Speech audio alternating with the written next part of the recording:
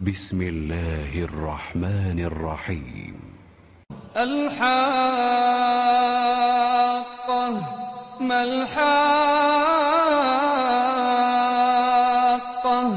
وما أدراك ما الحاقة كذبت ثمود وعاد بالقارعة فأما ثمود فأهلكوا بالطاغية وأما عاد فأهلكوا بريح صرصر عاتية سخرها عليهم 7 ليال و8 أيام حسوما فترى القوم فيها صرعا كأنهم أعجاز نخل خاوية فهل ترى لهم من باقية وجاء فرعون ومن قبله والمؤتفكات بالخاطئة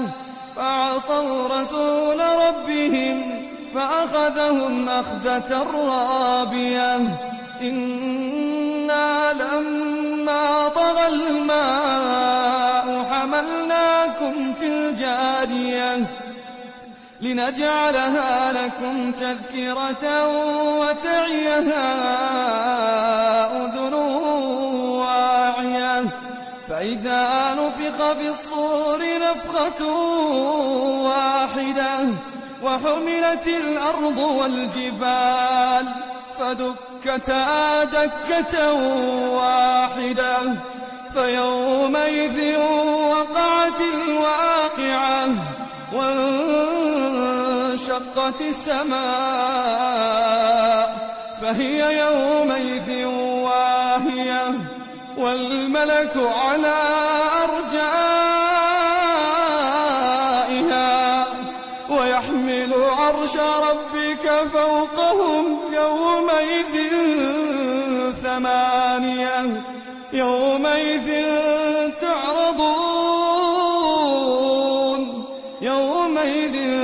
تعرضون لا تخفى منكم خافية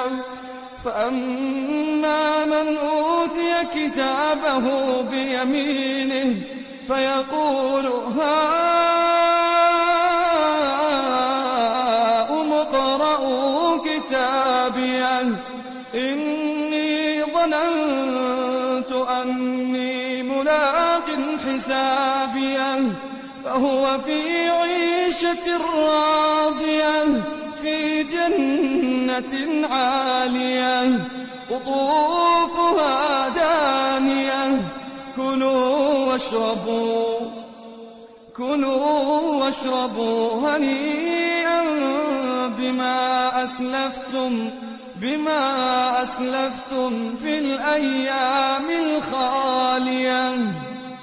وأما من أوتي كتابه بشماله فيقول يا ليتني لم أوت كتابيه ولم أدر ما حسابيه يا ليتها كانت القاضية ما أغنى عني ماليه هلك عني سلطانيه خذوه فغلوه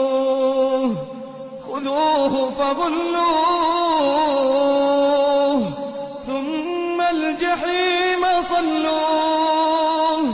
ثم في سلسلة درعها 70 ذراعا فاسلكوه إنه كان لا يؤمن بالله العظيم ولا يحض على طعام المسكين فليس له اليوم هاهنا حميم ولا طعام إلا من غسلين لا يأكله إلا الخاطئون فلا أقسم بما تبصرون وما لا تبصرون وإنه لقول رسول كريم وما هو بقول شاعر قليلا ما تؤمنون ولا بقول كاهن قليلا ما تذكرون